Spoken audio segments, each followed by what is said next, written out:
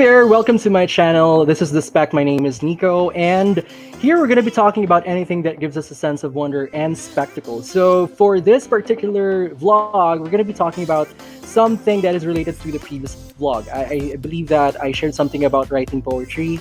So, here we're going to be doing some sort of a song lyrics analysis. Whatever that is, that's something that we will be talking about. So, I have a friend with me who will be helping me out with the song lyrics analysis, kung ano mang ibig sabihin nun, alright? So, itong friend ko na yun, na ito, we've known each other for 3 years or more, about 4 years, thereabouts. So, we started out as workmates, pero I felt that she was more than just a workmate. Sabi ko parang she's like a go-to friend, siya yung lagi kong kausap pag may problema. She's like a very dependable, very empathetic kind of friend, and alam mo yun, parang siya yung BFF mo kumbaga in the workplace, no? She's a corporate trainer just like me, and she's a singer. Like siya yung parang go-to person namin pag may gusto kaming pakantahin in the team or even like in programs or in events. Parang I must say that hindi man siya bumibirat katulad ni Regine Velasquez or kung sino man mga diva dyan. But whenever she sings, talagang she hits the note every single time, like on point. I don't know if I'm saying it from an expert person. I'm not really an expert or anything, no. Aside from that, she also does voice talent. She's a voice talent. She does some voice recording for a few companies and organizations here and there. All right. Without further ado, let me introduce to you my good friend, Gwen. Hi guys, hi Nico. Hey, Thank you for the very lovely introduction. I hope to live up to all that. Oo naman, ikaw pa ba? Hello to all the viewers of the Spek. And thank you for having me here, Nico. Wait, I'm very excited. Super thank you kasi super random to, di ba? We just talked about this like a few hours ago. Okay? Yeah. Okay, so previously, yung vlog ko kasi, Gwen, for the month of January, I decided to like have a theme. And ang theme niya is words. So the power of words, the impact of words, and how words can be used, right? So sa previous vlog ko, or the first vlog that I did was about writing poetry in a very simple, practical way. So for those of you who haven't seen that video or haven't watched that video, you can check it out here. It's the 3-step poetry. So you can check it out. So dun kasi I sort of like shared in the vlog na ang pagsusulat ng poetry is more than just learning the elements, di ba? Parang we learned back in college in literature na dapat may rhyme, merong mga figures of speech, di ba? It was very overwhelming. And then in that video, I learned a very practical way of really analyzing or really understanding poems more than just how to call this, like a piece of literature. And the first few activities, and among the first few activities na ginawa namin was to analyze a song lyrics. So sabi niya, and it's surprisingly, di ba normally sa college, professors would usually ask you to look for a poem or a piece of literature and then i-analyze mo, di ba? So ang pinagawa niya, sabi niya, hanap kayo ng song na pwede niyong i-analyze as a poem. And I'm like, what? I mean, no one has ever done that like in college. So when I analyzed the song, when I picked that particular song, sabi ko, ay, ang galing naman ito. Pwede palang i-analyze ang song from a literary perspective. So, and that's basically the reason we're here. We are going through, we have this vlog. I just want to share that experience with you. And since you've been singing for your entire life, right? I mean, you've been sharing your experiences. I mean, your dad was a singer, right? So on and so forth. Parang that's why I invited you here for us to go through that process together. Because I would want to really take your perspective also. Kasi ako naman, avid listener lang kasi ako eh. Like, I can carry a tune, but I'm not really like a singer just like you, Gwen. Ayan. So ikaw ba, Gwen? Tell us something about yourself. I know you've been singing for your entire life. Your dad is a singer. Tell us something about yourself. How did you start in like singing? Parang was there like an influence? Yeah. Thank you so much for that wonderful question. Yeah, basically, my both my parents are musicians. They are singers by profession. Mhm. Um, so they're the type of musicians who really are, kumbaga, their entire lives they've dedicated it to music, diba? And my dad really started singing during his teenage years, and he's been able to travel a lot because of that. So, syempre Right. sa buhay musikero, you have to also consider leaving the country to get better opportunities, diba? So both Yeah. my parents did that. So I had a lot of alone time, but I think because genes talaga would kick in kasi both parents.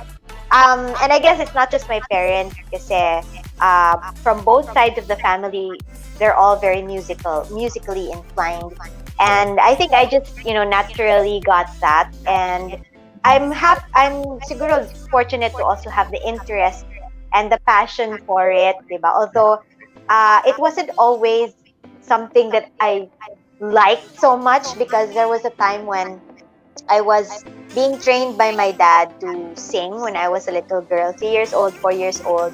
And it Okay. felt very difficult to do it because my dad's leadership style or Talaga? communication style is so rough, Dai. And Okay. I imagine at the age of 2, I learned to sing before I even learned to read. And I would have Mm. cassette tapes of myself singing na iba-iba yung Yeah. lyrics. So I would just memorize the lyrics based on what I hear. But Okay. it was very tough because murag, nagbisaya na. Parang ano siya, Dai, parang military style, like, ah, you can't eat your dinner unless you finish this song correctly, something like that, right? Hello. So, Okay.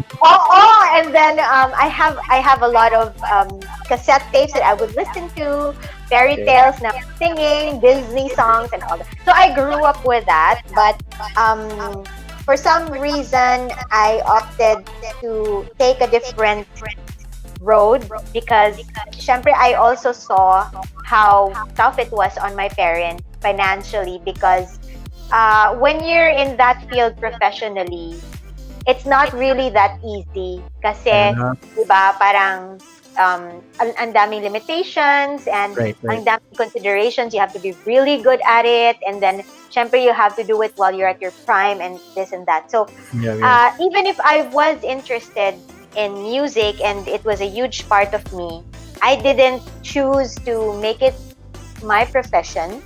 Mm-hmm. And in a way, it took a backseat, diba? There were times when I would also play the piano and sing during my free Yeah. time, but because I Okay. focused so much on the corporate setting, Uh, tas sobra siyang na on the side na I felt like I was losing my touch already. So, oh. and I think just like driving, they say you never forget how to do it. And I Okay. guess that's really true. But now when you give Right. me a piano, I wouldn't even know what to do with it. It's really sad. But I feel like when I siguro practice, siguro if I get myself one because I no longer have a keyboard, I think I can, get the Mabilis hang of na. it and start again. But Yeah. for now, I just really do it as an interest on the side. I do Right. singing, but for some reason, meron na talaga akong stage fright, di ba? Believe it or not, may stage Grabe fright ka, ako when it talaga? comes to singing. Parang wala Yes, ang weird. naman. I guess I developed it from my experience with my dad and his expectations. So I always feel like I'm going to make a mistake, and if I make a Okay. mistake, that's so unforgivable. Right. So I Right. siguro understanding myself, maybe that's how I developed yung Mm-hmm. bang kung taas ang standard ko, if I don't do it as perfectly as I think how my dad would like it, then I'd rather not sing at all. Parang ganun. Oy. So, I don't know. Maybe someday I would have the confidence or courage to pursue it a little Yeah. bit more than I am doing now. So Yeah. I'm really grateful for this opportunity, Oo naman. music-related topic. Ikaw talaga na una ko naisip dito. Kasi like, sabi ko, I can't do like lyric analysis by myself. Kasi like ako, I have limitations also. Baka lang, masyado lang akong literary mag-isip ng Yeah. song, lyrics, diba? Yun. So, sabi ko, I need to like invite Gwen. Like randomly, naisip ko lang like, diba, like a few hours ago. And then you said yes. Sabi ko, yay. So, ako siguro, parang the reason I asked that question, Gwen, kasi like not all people really have a musical background, and knowing that you grew up like in that kind of environment, isip ko nga agad parang mala Regine Velasquez na nilublob ka sa drum ng tubig, mga ganong levels ng Dumaan ako sa training. ganyan, Day. Talaga? Mariah Grabe. Carey, Whitney Houston, Celine Dion. That was during the time when I was still Right. with my dad. So, Right. it's still there, di ba? Parang I used to be that. I Right. used to sing. I used to really compete in school. Pero parang when I transferred to Manila, and my dad is in Cebu kasi, when I Yeah, came here, I felt like, oh my gosh, this is my chance to do it my way. If I want to sing something that's not pop or mainstream, then I can do it now. Something Yeah, that doesn't require me to be tanghalan ng kampiyon levels all the time. Diba? I didn't feel like it was really my thing. And honestly, I'm still discovering what is my thing. So, kaya I really try to listen to different kinds of songs. Syempre, may mga preferences din ako. I'm still trying to discover that, and I hope it's not too late. No, it's not too late, of course. Pero ako, I must say this. Di ba parang most people would like to listen to like yung mga belting divas, like the likes of like Regine Velasquez, and yung mga usually pumapato kasi big voices. Pero ako, like, Yes. I would prefer to listen to someone who's genuine and passionate in singing. Kasi it's not just about the, ano ba tawag dun? Yung dynamics ba? Yung mga kulot, kinematic na ganyan sa boses nila. Yes, I mean, yes. that's technicality and skill. But to me kasi, if you listen to a song, it's both the lyrics and the clarity of the singing. And I guess, ako, honestly, I like your voice because ako yung tipong pag nasa isang room ako at may bibirit, parang mas drawn ako to listening to your voice. Kasi Thank parang, you. no, with all honesty, kasi I want to really understand, I want to understand the lyrics. Kasi kung may kinemeletic mga kulot-kulot na ganyan, hindi mo talaga naintindihan eh. Ako, honestly like, ako, may pagka-fan ako ni Regine, pero hindi ko talaga naintindihan yung mga kinakanta niya paminsan. Ano daw? Diba? So, like, in your case, I need some, like, a voice na very organic eh. So, if you're like, a bit scared that you're still finding, you know, if you're still figuring out where you're heading, I think it's not too late. Never too late. I mean, lagi ka namin Thank you. Yun. Pero ako, ang bigger question kasi before we jump into what we're gonna do now tonight is, ikaw ba, like, ako kasi whenever I read through a lyrics, whenever I listen to a song, I listen to the melody. Like, how it's composed. But the lyrics, tinatabi ko yan, hindi ko pinapakinggan. But once I read through the lyrics and it makes sense, hala, tumataas talaga yung balahibo ko. At least that's my experience. Pero ang tendency ko, makikinig lang ako sa melody. The lyrics parang nasa set aside ko. But there's so much beauty pala in lyrics. Ikaw ba, like, as a singer and as someone na talagang may childhood background and kumbaga experience talaga in music and then your environment also with your dad and your mom, di ba? Nasabi mo nga before. How do you look at a particular lyric? Like, pag may song, do you listen? Do you read through the lyrics? Ano ba? I'm glad you asked that because one thing that I do as a hobby, I guess, well, at least I used to do, was to write poetry as well. So during my early working days, right after I graduated, or even during high school and college, I've always been so interested in writing poetry. I started in elementary, yung mga kailangan nagra-rhyme lang. And then it became a hobby hanggang sa yung mga ang lalalim na ng poetry na sinusulat ko. And then I used to blog. I used to have a blog before. But nasa siya blogspot.com. So I don't know where it is now. It just disappeared. So in a way, I get so hooked up with songs na malalim yung meaning. I'm not saying na kapag mababaw lang or simple lang yung message, it doesn't really interest me anymore. It's just that, like you, actually, what draws me to a song initially would be the melody, especially if the musicality is very well put together. Like ako kasi ang background ko when in high school kasi I was very active with I was very active in choir, you know, mga choir, mga and my background, I have a very strong background in classical music. So, Oh, sobrang interested ako in songs with strings, with violins, with I orchestra. see. And that's why one of the songs later, you will notice that I chose is Okay. also something like that. But that's what draws me to a song in the beginning. But like you, Okay. there are songs that might not necessarily be catchy melody-wise. And then pag Okay. nakikita ko yung lyrics na, oh my gosh, that's so cool. Right. Minsan I get drawn to that kahit anong genre pa yan, rock pa yan, or pop. Not so Interesting. much rap, but for some Mm. reason, I like Eminem because of how he writes. May Oh, puso kasi talaga. Dapat right. nararamdaman I ko agree. siya. Right, So pag right. nararamdaman ko siya, lumalabas yung the poet in me, and then it later on Right. inspires me to write Yeah, yeah, literary pieces. So that's yeah. how it goes. So medyo similar Interesting. tayo sa totoo lang. Right, right. Between lyrics and melody, I guess mas nagsistick ako to a song because of the lyrics, because of Okay. my background or my interest in poetry. So, Interesting. Interesting. yes. Well, good thing that you made mention of your interest in poetry kasi I think no matter how we look at it, I mean, we shouldn't look at songs as just mere background noise, di ba?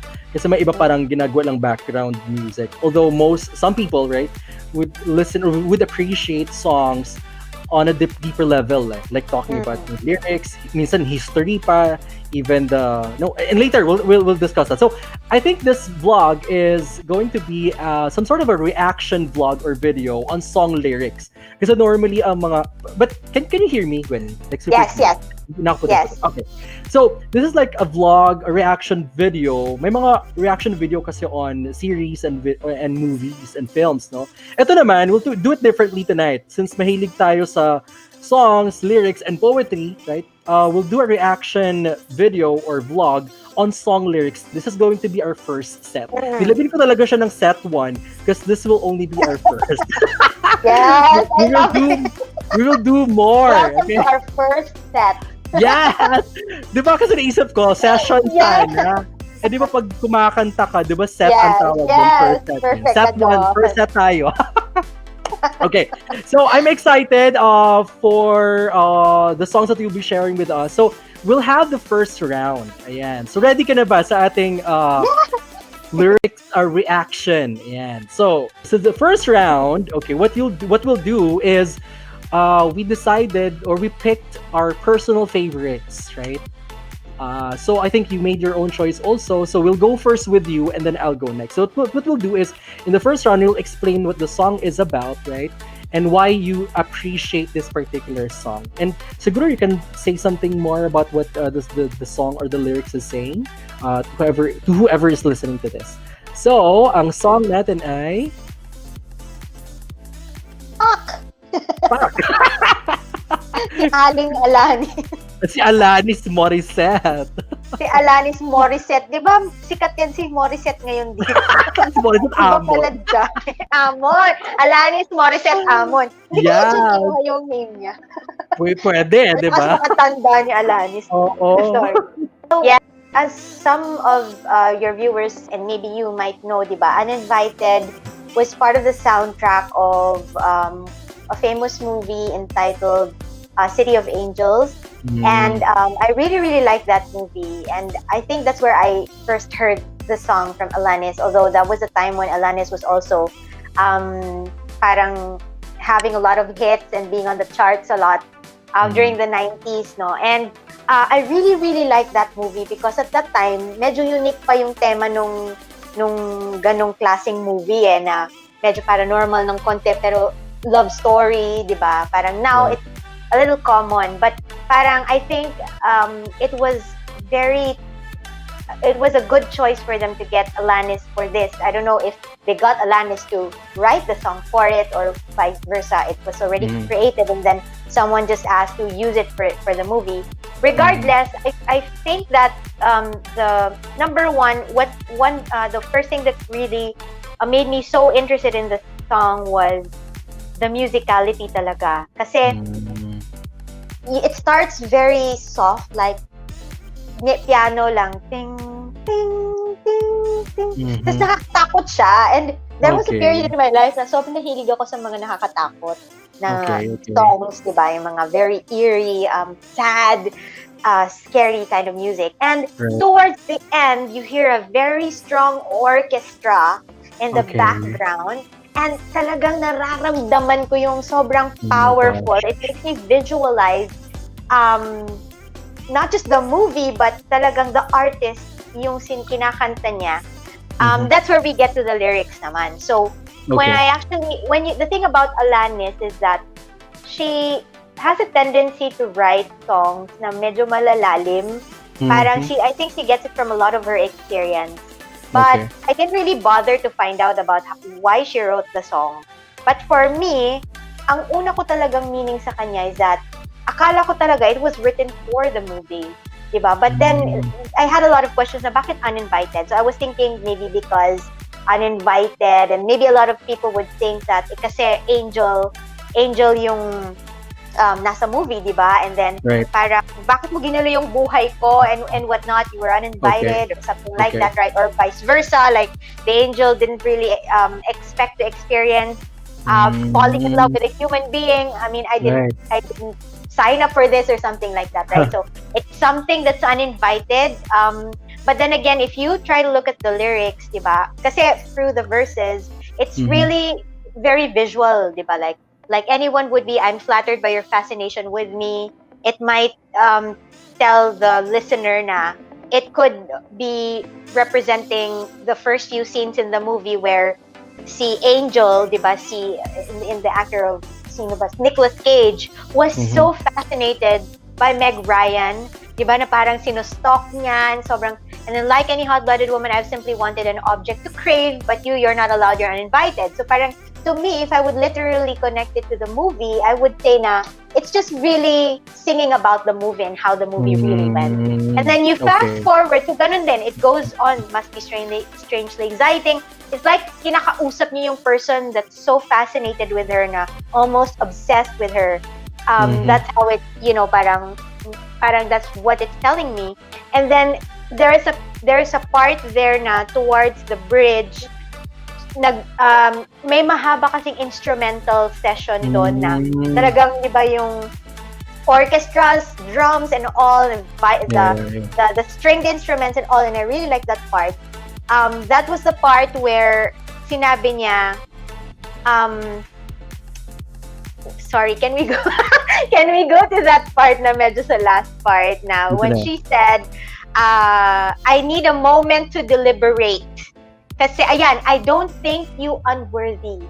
I need a moment to deliberate. And that part really hit me so bad na parang, oh my gosh, it's a really great line. I wish I wrote that.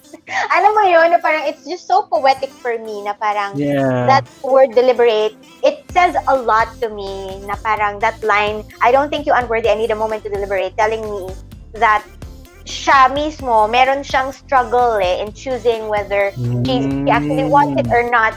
And then, now, eventually, later in life, I parang discovered another meaning of the song completely.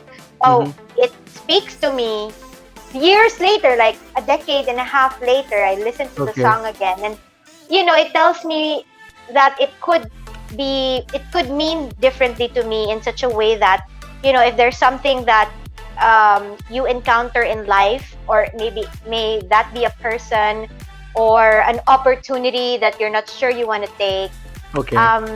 Diba? It's something that's uninvited or something that you crave, or something that's so tempting to you that you didn't really I'm not sure I need you, diba? Na parang, why are you here? Or maybe a really handsome guy who happens to be married, but you're kind of like falling in love with each other. It could mean so many different things when you say you're uninvited. You're an unnecessary guest in my life, and I don't know what to do with you. But as a human being, you sort of deliberate and you struggle, di ba, na parang naglalaban yung kalooban mo if you want to take the chance to go for it and deep dive or dive into it, or you just go a different route na parang, oh sige, I'm sorry but I can't do this. So it can mean anything really to anybody. The thing is, last na lang, sorry na ba? Go. Meron kasi akong nabasa about recently lang about why Alanis actually wrote it, and the real meaning daw pala, based on those articles that I've read, was that Alanis was talking about a relationship that she actually had with an older man. So, Interesting.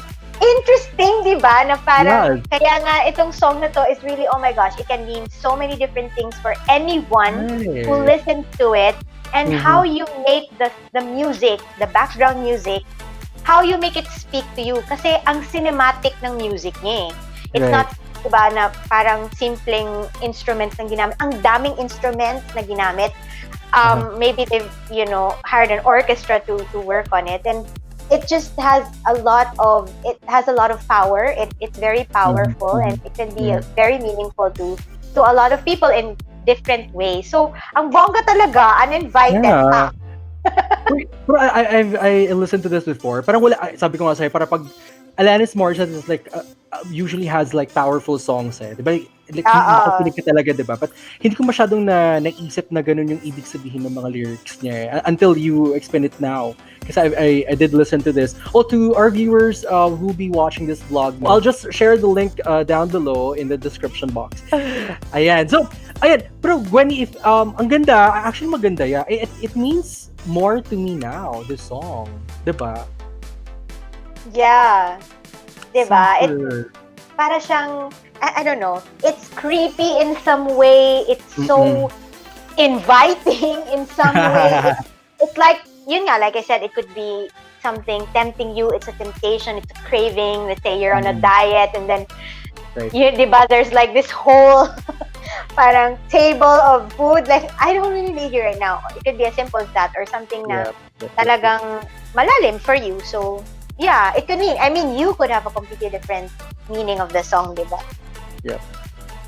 Pero ang galing nung sinabi mo kasi like a few years after, this song meant differently. Diba? So, yes. Just like any poem or any piece of literature, parang it kumbaga transcends in time eh, na parang nagbabago talaga siya depending on how you treat or how you are, like in your state of, are you in that specific state of mind, diba? Kaya nagkakaroon ng ibig sabihin. I think I did share this with you and with some of our friends, sila Mikey and then sila Ben, no? Na parang nagkakaroon na ng ibig sabihin na ang song after you go through some sort of like heartbreak, diba? Yes, you have your own share of experiences. If I may just add, there was a time in college pala. This was years after I watched that movie. This song actually inspired me to write my own poem. It's also entitled Uninvited, but it's called The Uninvited, but it talks about death. So, yun yung inspiration ko na parang the first few lines of it, I kind of borrowed the title from this one, but ang tema niya was parang be not boastful, be not proud. Parang for no one welcomes you except the weary and the hopeless, diba? And it's talking parang talking to death. So parang wag kang maging mayabang kasi you're actually uninvited. No one wants you around. So, and except the hopeless and those that feel they don't want to be alive anymore. Right. May ganun akong nasulat. So parang it could also mean that for somebody else when just for looking at the title lang. I'm talking of the title alone. The Uninvited, di ba? Parang you can really think about it just about anything that is unwelcome in your life. So, yeah. Ayun lang. Share ko lang. Ang ganda. I love it. Yes. Pero alam mo na nagkakwento ko when you were like saying something about the song or the lyrics, parang you were describing an imagery to me eh. Na parang, di ba, you were speaking from this person's perspective eh. Na parang, di ba, parang that song made you, gave you that kind of, like painted that picture to you, di ba? Kaya nga na-explain mo siya ng maigi ng ganyan and it meant something to you. So, I think just like any song or any poem, right, or any piece of poetry, I think we always see like an imagery, right? Parang laging may sinasabi or kinikwento talaga yung song or poem for that matter. Ganda! Ganda, di ba? I love it. Papakinggan ko siya after we do our vlog. Yeah. Great. Okay, so ako naman, I'll share with you this particular song. Alam mo na, it's I'll Be by Edwin McCain. Perfect. Yan.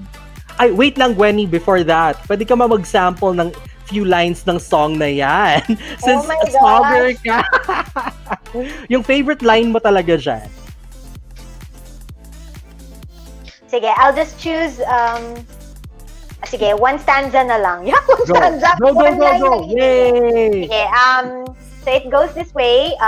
Like anyone would be, I am flattered by your fascination with me. Like any hot-blooded woman, I have simply wanted an object to crave. But you're not allowed. You're uninvited, an unfortunate sight. Thank you. Yes! Diyos ko, alam mo, na-excite ako talaga nung in-invite kita dito kasi papakantayin talaga kita eh. I'm the invited. Yes! Not the uninvited. Not Yes. Uy, super! I Perfect. love it. Ayun, mas nagkaroon siya ng meaning. O, hindi na makaka-copyright to ha.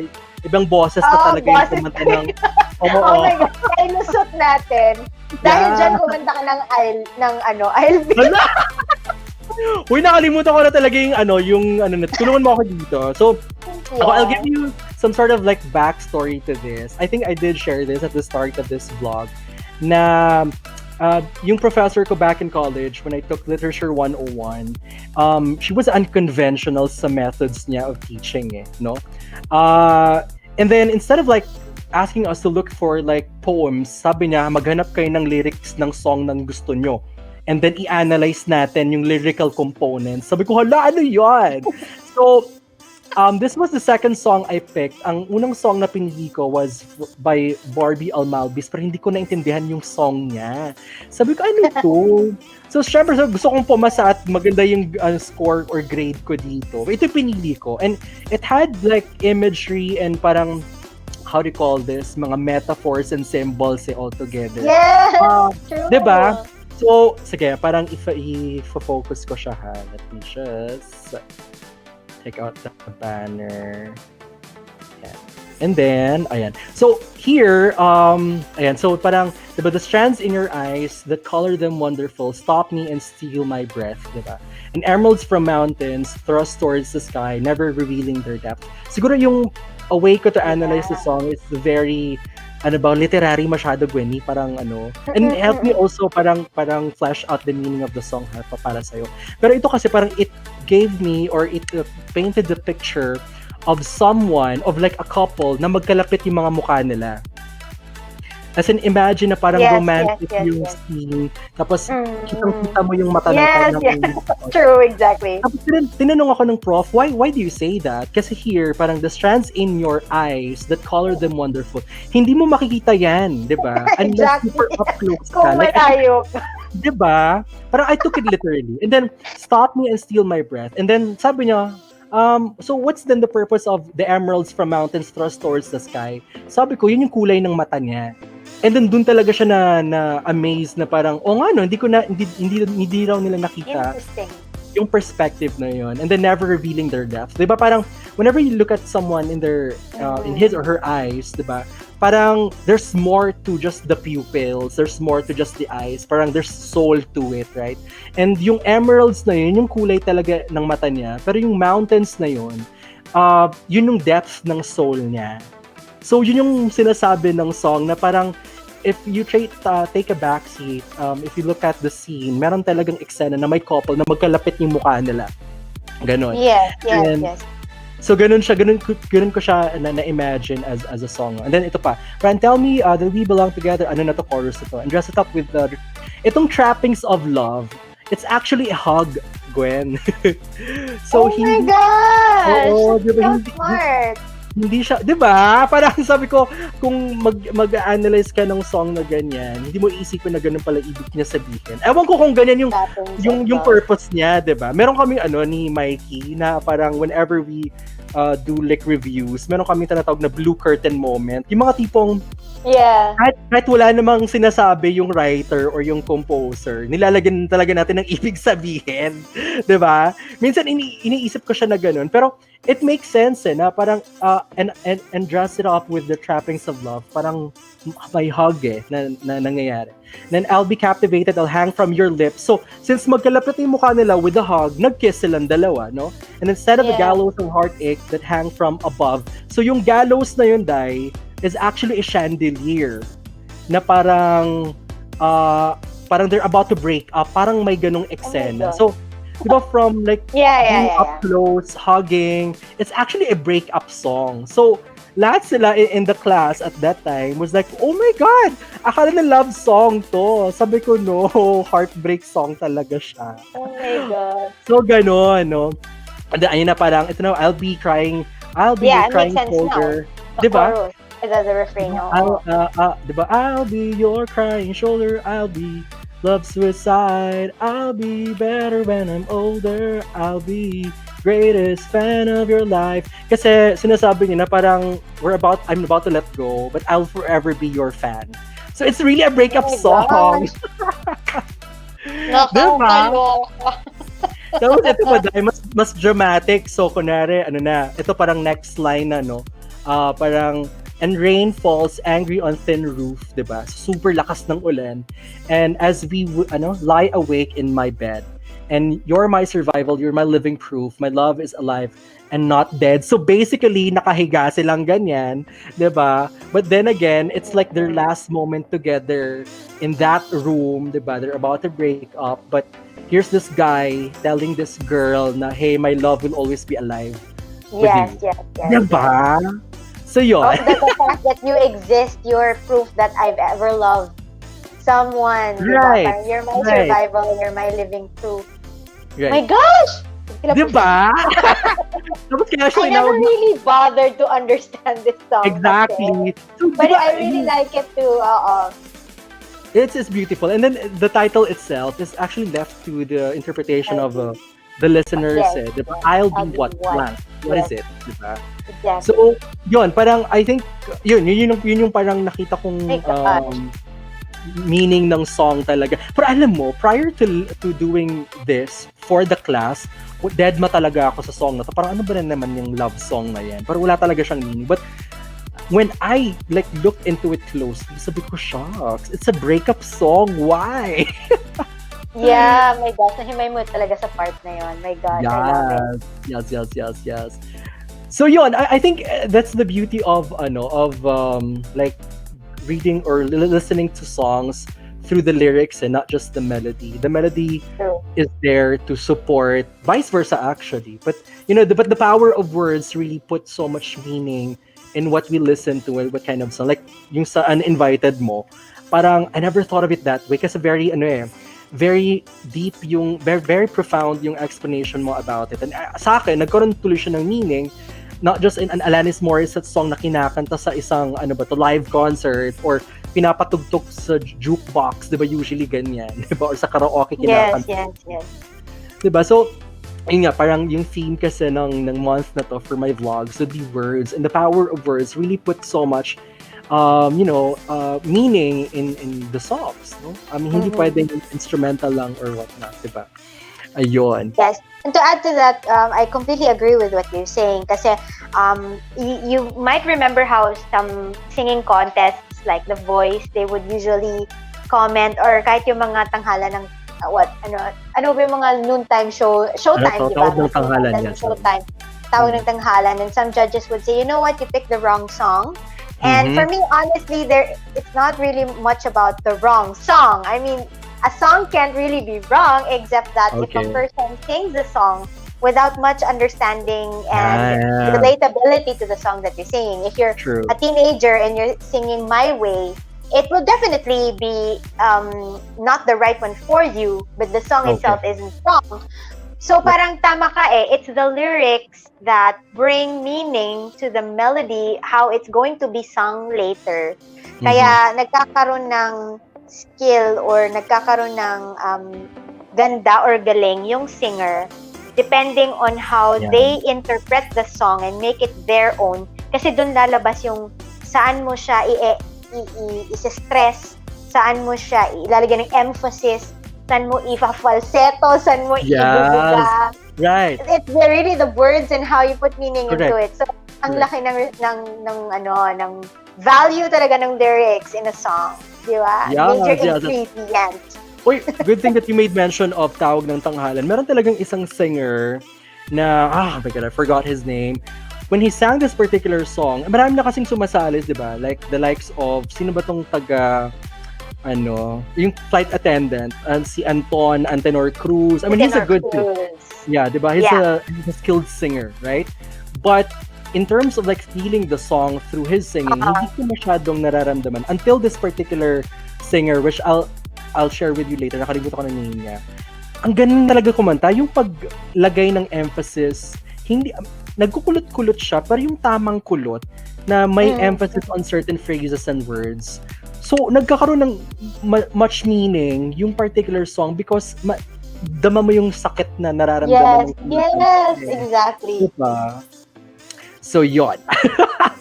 All right, I think that's where we end our first round. Okay, this is our first reaction video or vlog for songs naman. Kasi sabi ko nga kanina, parang we're actually doing this and we're not actually reacting to videos or films, movies, or series. We're reacting to certain lyrics of songs. So, set one lang to kasi this will be our first. And we'll be inviting others also to join us today. Biglaan lang to, random session lang to, okay? I love it. Yes. But I'll be inviting more and more people. Sabi nga ni Mikey sa comment, karaoke session daw. Soon. But this will be our first. It will not be the last. Our first set will be this, but we'll be inviting more people. Si Mikey definitely isa yan sa isasama na natin dito. Mas dadami na tayo dito mag-react sa mga songs, di ba? Okay. All right. So we'll go now to our second round. This is actually your personal pick, no? Tama ba, Gwenny?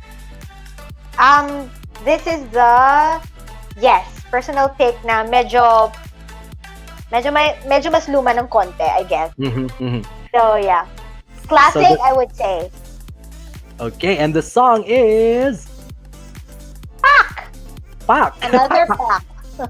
Okay, and go ahead. So, ako talaga, I don't have, kung papakinggan ko siya, parang it has a lot It's so loaded. It has a lot.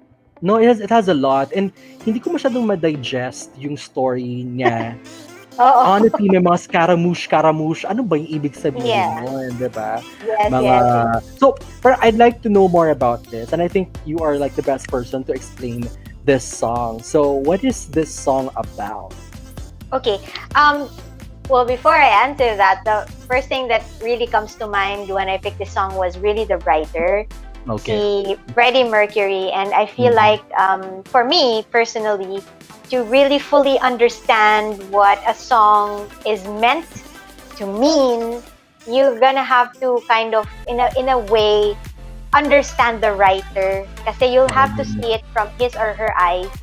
And that's what I do sometimes. Kaya minsan nahuhook ako sa life story ng mga artists and what they've been through in life.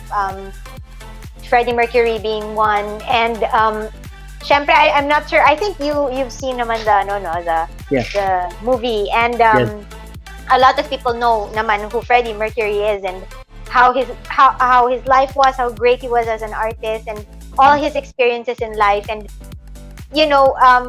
syempre at first when I used to sing this, funny, ang trivia ko dito for you sa akin is that this was not the first version that I heard of this song.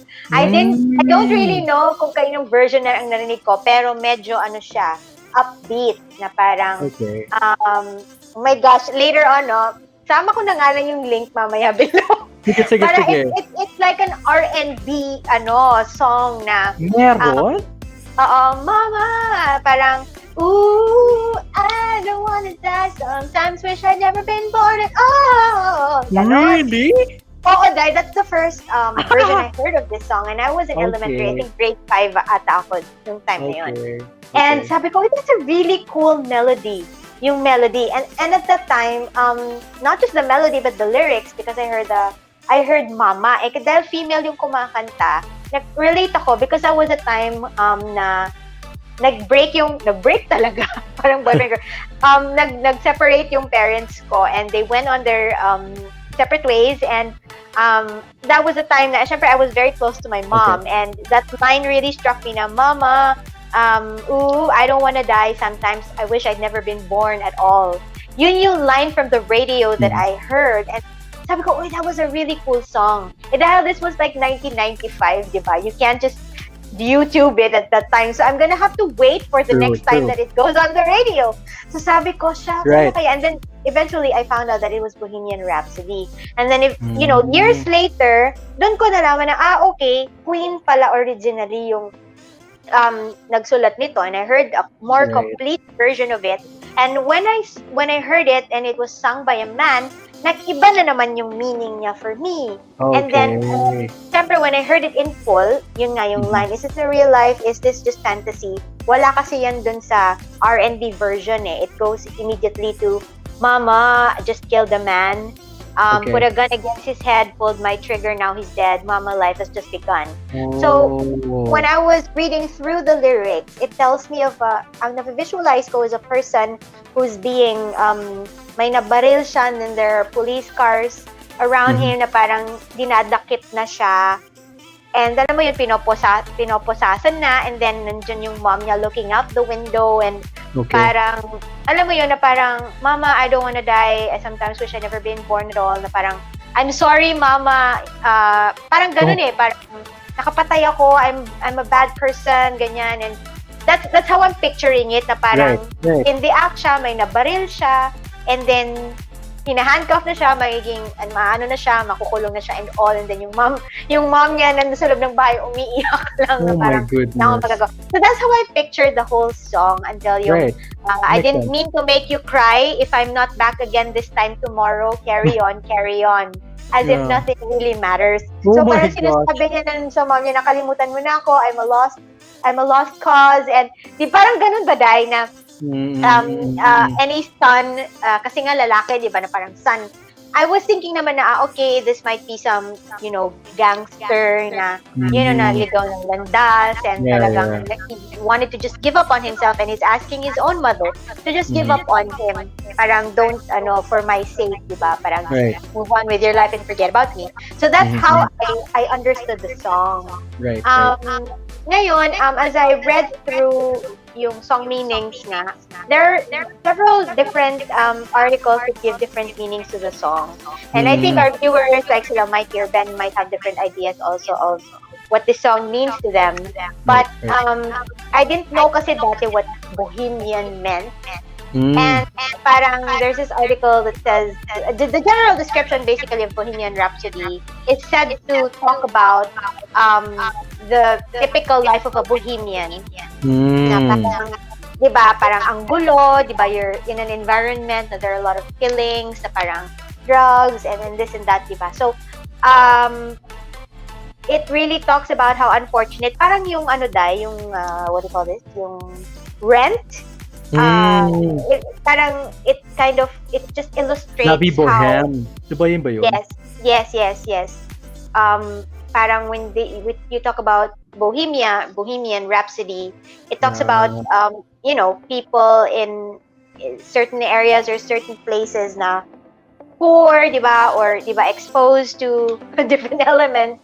So parang, di ba, talagang wala kang choice kundi, di ba, if you're on the streets, and then parang you're exposed to a certain kind of lifestyle. Diba? Parang doon ka talaga papunta basically, na parang if you continue down that road, eventually you'll find yourself in a situation where may napatay ka or ikaw yung mapapatay. Parang ganun guys. So parang okay, so it's that kind of song that illustrates it. And then of course ang haba niya diba? And then I read through something. So, the next page natin. I think this is where your question is. Yung, of course, too late, my time has come.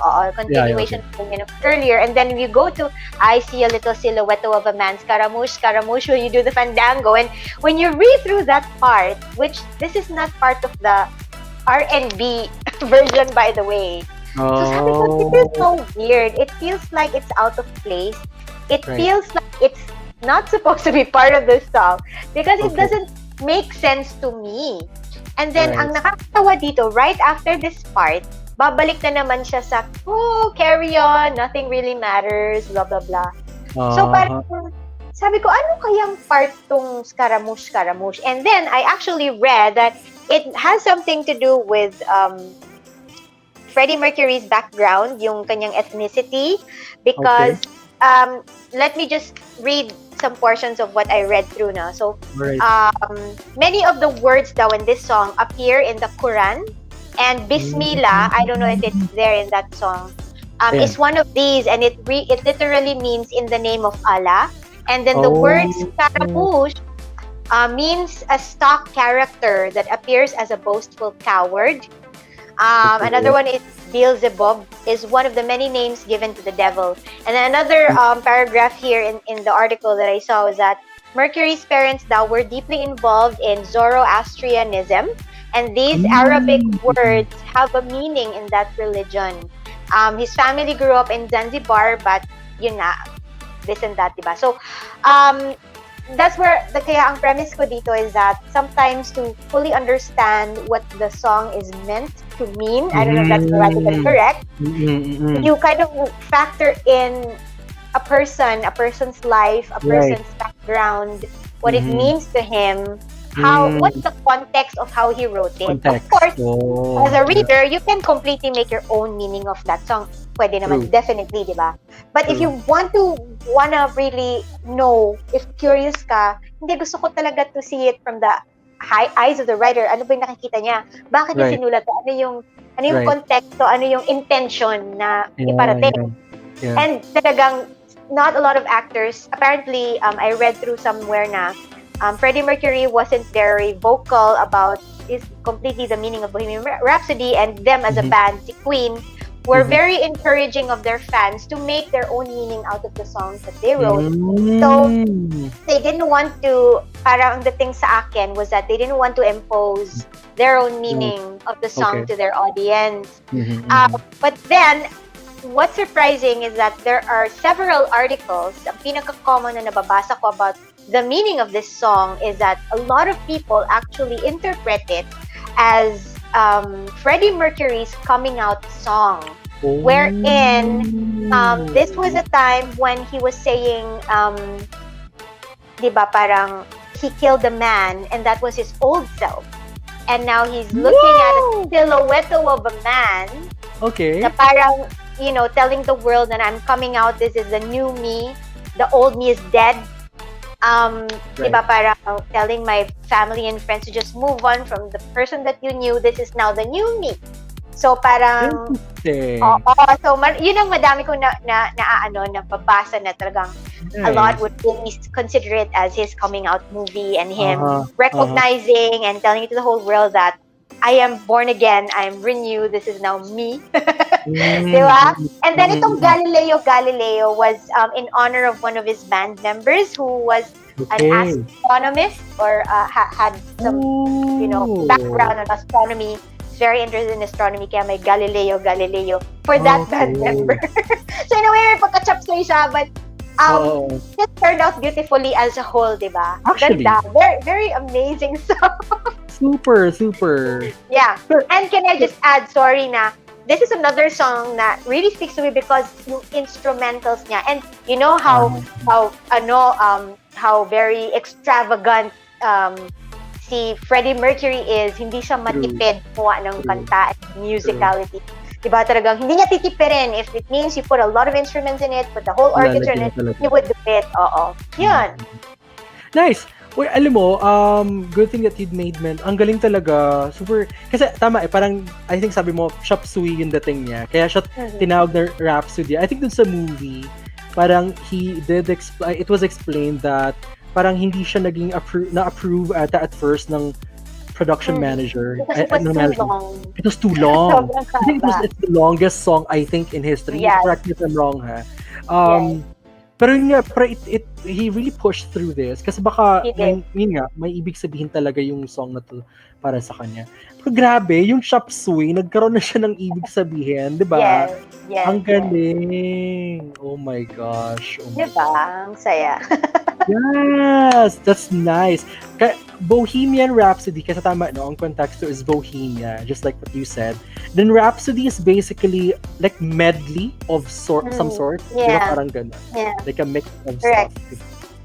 Right. But I'm sure now other people who have listened to this song may have a different meaning for them of diba, Yeah. how it touches you, how it True. relates to your own personal experience. Right. Oh yeah, I've experienced that, and maybe diba, it's telling me something. It could Yeah, mean that way also, diba? True. Alam mo, like, since you made mention that this song may mean differently to other people, itong part na to, when you were explaining it, na parang it painted the picture to you in such a manner, no, in such a way. Ako rin ganun din iniisip ko kasi nga Bohemia is like the poor side of the place or society, diba? And then that's where parang nagfo-flourish yung mga artists, diba? Parang naalala ko bigla yung Moulin Rouge Tsaka yung Rent, diba? Bohemia, ganyan.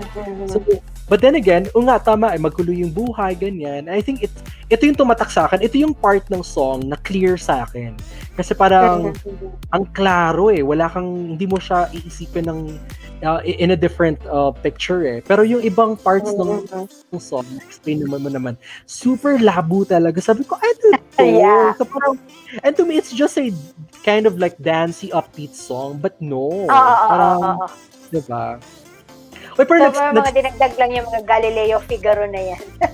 For the musicality, for the, diba, vocals, kasi yun yung part na inulit-ulit talaga nila ng layers and layers of Galileo.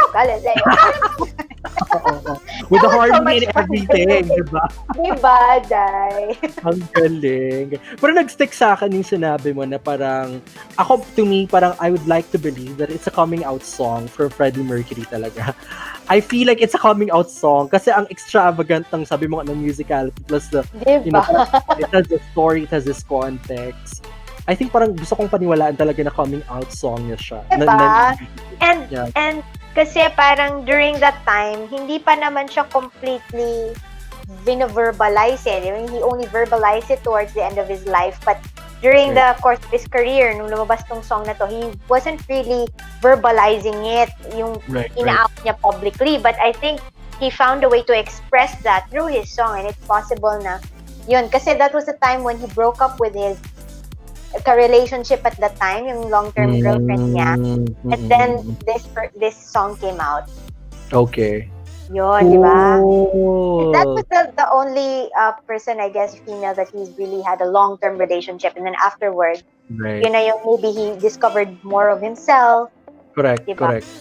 Baka at the time, no, gulong-gulo na siya sa sarili niya. Kaya naging Rhapsody yung buhay niya. Yeah. Bohemian Rhapsody. True. Kaya sabi niya, is this the real life? Is this a fantasy? Yes. Diba? No, escape from reality. Oh diba? So, oh my gosh. I love this song.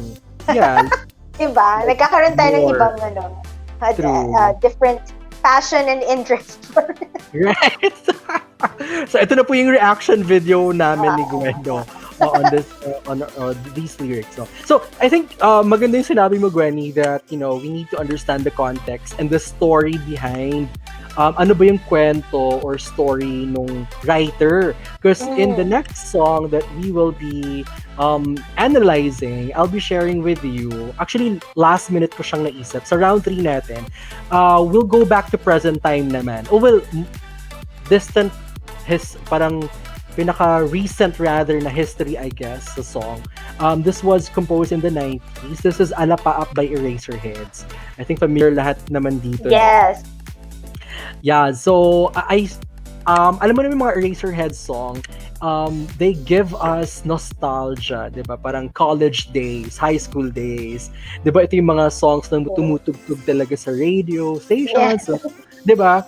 So ako talagang tumatak sa akin yung Eraserheads for some reason. And why Alapaa? Parang sabi mo nga kanina na before we did this vlog, parang I'm not the Alapaa or Eraserheads kind of person. Yes, that's true. Pero kasi parang there was like a time nitong quarantine, sabi ko nga na parang I was trying to like learn how to play the piano. And then ito yung isa sa mga songs na since may recall nga ako, madali siya tugtugin, plus the chords were easy to like remember. So nung tinutugtog ko siya, and I was trying to understand the lyrics, sabi ko hindi talaga siya nagme-make sense. Sabi ko, alapaap. Alapaap is like the sky, kalangitan. Yeah. And then here you are, this someone, talking about, parang pinipigilan siya, no? Sinasakal kami sa mundo. Parang ang dami-dami, parang ang chapsul ng dating. So, when I did my research, just like you, Rennie, I found out that this song was, kumbaga, medyo vague yung meaning or ibig sabihin nito. Parang, alam mo ba na nagkaroon ng case to? It was filed by Senator Tito Soto na parang this song parang parang nagkaroon ng Senate hearing about this because it's actually kumbaga spreading some sort of that culture na parang it's okay to take marijuana because the song is actually about marijuana. Yeah. Diba? So yung alapaap na sinasabi nila, it's actually a metaphor of smoke. Diba? Pag alapaap, parang may cloud. Okay, yeah. So parang, originally, may mga nababasa akong ganyan. Pero when they went through the Senate hearing, they denied it. Kasi, ganun naman talaga ang songs eh. Diba? Parang, you can't have an absolute You can meaning. only argue about it, but you can't prove it to be meaning what, diba? Exactly. And just like what you said, every song has different meanings to different people. So, hindi na, parang kumbaga nagkaroon ng, anong tawag na, parang hindi na tuloy yung kaso. Parang, hindi na nagtuloy-tuloy umabot ng Senado, imagine that, no? Kasi parang alam mo naman ang senador, diba? Very conservative, diba? So, ayan, so if you try to like read through the song, the lyrics, no? Parang, it started with like a very slow paced part na yung part na may naka-block pala na ano dyan. Ayan. So yung may isang umaga na tayo ay magsasama, parang slow paced lang siya. And then it stopped anong sarap ha, ganyan. And then hanggang sa dulo ng mundo, di ba ganun siya? Hanggang maubos ang upo, and so on and so forth. So eto, parang if you try to read through the lyrics, right, it doesn't mean anything. Parang parang hanggang sa dulo ng mundo. And then, maubos ang ubo, gumugulong ang luha, mahulog ang tala. Masdan mo aking mata, di mo ba nakikita? Ako ngayon lumilipad at nasa langit na, gusto mo bang sumama? So, if you try to picture it out, it's actually someone who just recently took marijuana. Diba? High. Simply put it, diba? Umupo kang... Right. So, ganun siya. So, sabi ko, oh my gosh, talagang, it's a song about, kasi at the time pala, parang they were protesting to have marijuana, parang legalized in the Philippines. So kaya pinush nila tong song na to, nasama siya sa album nila. Tapos ayun, hindi mo na kailangan magtagot mahiya. Oo nga naman, 'di ba? Nawawalan ka ng inhibitions. Exactly, 'di ba? And then if you go to the last part ng song, saan na ba? Ayan, ang daming bawal sa mundo, sinasakal nila tayo. Buksan ang puso at isipan, paliparin ang kamalayan or the consciousness. Sabi ko, oh my gosh, parang, yeah, we can have like different meanings to this song, pero dun nag-stick talaga sa akin yung case ng marijuana na, yeah, true enough. Baka naman masyadong, di ba alapaap is like, parang sky is the limit to put it, like, to translate it, di ba? Na parang, ang buhay natin, hindi lang talaga, kumbaga, nagtatapos lang kung asan tayo nakaapak, diba? Or nakatayo. Dapat tumingin tayo sa taas at we have to look at possibilities. And they're actually pushing for the legalization of marijuana as mere possibility. Na, hey, it's a possibility, diba? It's medicinal, diba? So parang ganun. And then I'm like, oh my gosh, kinakanta to ng mga bata before, pero hindi nila alam kung ano ibig sabihin ng song. Yeah, in this line, ang daming bawal sa mundo, sinasakal nila tayo. Buksan ang puso at isipan, paliparin ang kamalayan. Yes. It's really talagang, I wouldn't say a protest, but it's more of an appeal, diba? So, oh my gosh! Grabe, diba? Parang, what the hell? Pero alam mo, Day, when I heard this song, it's catchy. It's the usual college song natin. Road trip song. Right. Yan, road trip song, pag bumabiyahe ka, or pag minsan may parang, anong tawag doon, grounds concert sa college or campus concert, diba? pag tinutok, tumatalon-talon yung mga kasama natin. Pero gosh, it's actually, to me naman, parang I don't see it like a song about marijuana lang. It's a song about liberation and freedom eh. Kasi tama yung part na ang daming bawal sa mundo, sinasakal nila tayo. Paliparin ang puso at isipan. Paliparin ang kamalayan rather, di ba? So parang it's the song for the youth, right? Think out of the box. Think of possibility. Yes, to me, yes. it has that meaning eh. Kaya nga siya alapaap. Yes! Yeah, I will see. I can now see how you really would like this song. So binabawi ko na you're not an alapaap type of person. You are so an alapaap type of person. Yes! Making things happen, pushing for possibilities, right? Di ba, Day? Yes. Super! Iba talaga, pag binasa mo ng, diba, you really read between the lines and, diba, parang really digest it and understand deeply what it really means. Diba? Super, super saya. So I had so much fun in this vlog, in our first reaction video to lyrics of songs that we just picked, right? You are my first guest and definitely won't be the last, okay? Yay! I had fun. Thank you so much for inviting me. Oy, Gwen, thank you so much. Invited. Yeah. Thank you, Nico. Would you like to invite our viewers? Where can they reach you? And flinash ko na talaga yung... Thank you so much for that. Yes, I'm on Facebook, Guen Dumdum, and on Instagram, _Guinevere_. So yeah, feel free to follow me and we'll see each other somewhere else. Yeah. Thank you so much, Nico, and I really had so much fun, and I look forward to siguro yung watching your next set, second set, and third and fourth. Tignan natin. Thank you so much. Thank you so much. And also, are you also open to like anong tawag doon? Like projects? I believe you do voiceovers. Yes, I do. Yes, thank you for that. I also do voiceovers. Regardless of the type of project, I also do that. So for those of you who would need help with any of your siguro yung mga IVRs or yung mga marketing ads, just let me know. Feel free to send me a message on social media. Thank you so much. Talaga. Oy, super fun. Oh my gosh. Yeah. True. Salamat. More power to the Spekt. Thank you so much. Thank you. I hope maraming manood. Yes. Share natin yan. Yes. Thank you, Nico. Thank you so much. So I'd like to thank everybody for watching this video. If you like this video, please share this. If you haven't subscribed to my channel just yet, please click on the subscribe button and also hit the notification bell so that you get notified of my future videos. So I think that's where we end. Gwen and I would like to say see you in our next video and our reaction. I think that's it for now. Thank you so much, Gwenny. Everybody, I'll see you. Thank you. Thanks, everyone. Bye. Bye.